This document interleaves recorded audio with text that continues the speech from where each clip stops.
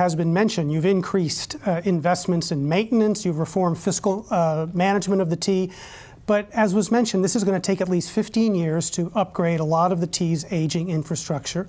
Can you tell frustrated riders tonight what you can do to fix the T sooner? Well, first of all, we started with a system that had a 25-year repair backlog when we took office because, among other things, when my opponent was running the budget office, they left $1.5 billion unspent, and the repair backlog basically doubled. The fact that the backlog is now down to 15 years is a result of the fact that over the last 2 years, we spent more on the state of good repair than in any 2-year period in recent history. The stuff that people really care about, the extension and expansion of the orange line and the red line, and the investment in the green line, that stuff's coming in the next 12 to 24 months. In addition to that, the signal projects, the system projects, the electric power systems, that's all coming in the next 24 months too. Remember, when people talk about a state good repair, that's literally replacing everything. Every station, every track, every third rail, everything. That stuff will eventually happen, but the bottom line is people will see real improvements over the course of the next couple of years. Mr. Gonzalez. In 2015, the governor said that his performance should be measured based on the reliability and dependability of the MBTA. So how about this? If you believe that your commute is better now than it was 4 years ago, then you should vote for Charlie Baker. But if you want someone who's going to actually take this on and be honest about the fact that we need to invest more and is going to work with a sense of urgency to fix it, then I am your guy. Can I just say that for quite a while I've been hearing my opponent talk about the big investments he wants to make in the T. He has no capacity to pay for those. It's so dishonest to say to the people that he can fund the North-South rail link, that he can fund East-West. How are you going to pay for them? The Blue Line how are you to Lynn, that he can fund the Red Line expansion. These are tens of billions of dollars of projects for which he's offering plans that many of which don't start until 4 years from now to generate any revenue. And the $1 billion, as you point out, Anthony, may not ever come to pass. We're talking about spending $8 billion on our current plan over the next 5 years, which will be more than double what's ever been spent in the T's history because we cleaned up its financial operations, because we found ways to do work on a pay-go basis, because we created the capital infrastructure to actually execute on a plan. Our plan is real, and it's specific, and it's detailed. What he's talking about just doesn't exist. Mr. Gonzalez, how are you going to pay for it? You're able to make the investments you're making because Governor Patrick raised taxes to invest in transportation. And that's why you've got additional money, but it's not nearly enough. And you don't have a plan. You say your plan is you're going to fix the T in 15 years. You filed a report with the federal government two months later that says your plan is more like 25 years. So can I just respond to this? But I have a specific plan to raise $3 billion each year from the wealthy. And whether it's enough or not to do everything that I've said, which I believe it is $3 billion more than zero, which is his plan. Go ahead, Governor. His $3 billion plan starts in 2023. That's at the end of our 5 years of investing $8 billion in the T's infrastructure. That's point number one. Point number two is the 25 years he talks about, that's where we started. That's what we inherited from the previous administration. Because we managed to make significant investments in the state of good repair, in the repair backlog over the course of the past couple of years, bigger than's ever been done since they've been keeping score. We took 10 years off the state of good repair.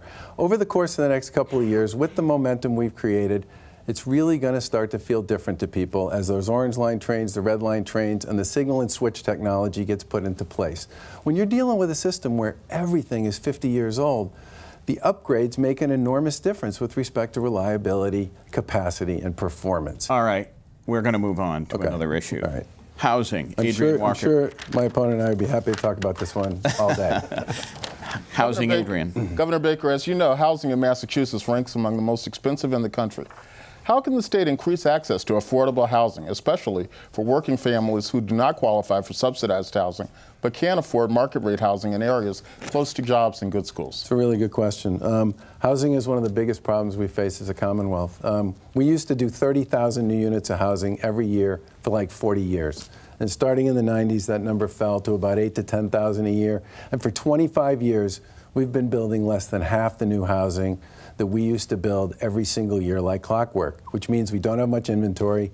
When the inventory goes on the market, the prices go up.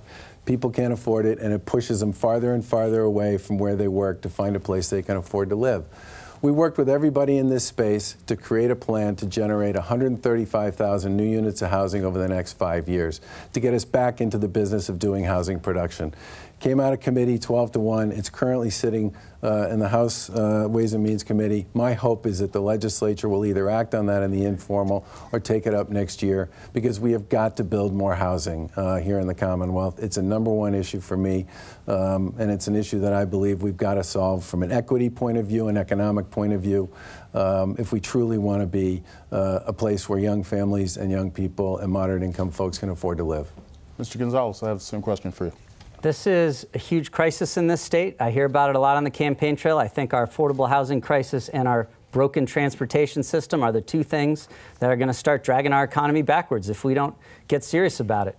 I'm going to provide bold leadership on this. I have said I will double the state's capital investment in affordable housing projects by prioritizing our capital investments. I'm going to do real regulatory reform. We need every community to be a part of this solution, because we are all going to start falling backwards if this drags our economy down. The governor's plan that he mentioned wasn't passed by the legislature, and it basically would have asked municipalities nicely to loosen their zoning rules to create more housing. We're going to be serious about this in my administration. I'm going to pass real regulatory reform that ensures we are increasing the housing supply across this state to deal with this crisis. Governor Baker, quick response. Well, how come you didn't do that when you were A&F secretary? It wasn't my job. I was A&F secretary. It wasn't your job to try and help us. You've been governor for... We've had a housing crisis here in the Commonwealth for a really long time. And during your term in office, nobody did anything to solve this problem. We actually increased the state's investment in affordable housing by 25% when we took office. We just signed the largest housing bond bill in state history.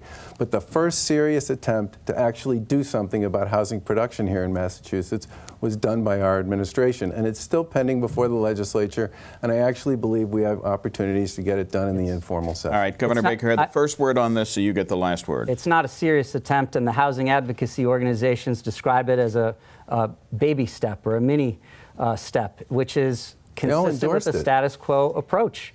They all endorsed it. And I wasn't in charge of housing when I was the Secretary of Administration and Finance, but I will take responsibility for it when I'm governor. You've been governor for 4 years. You just proposed something on housing, which is a baby step, in your 3rd year. It's not good enough. This is a crisis in this state. And, you know, this is the 3rd debate that we've been in. You keep wanting to talk about the Deval-Patrick administration. I haven't heard you give a single proposal for what you're going to do as governor in the next 4 years.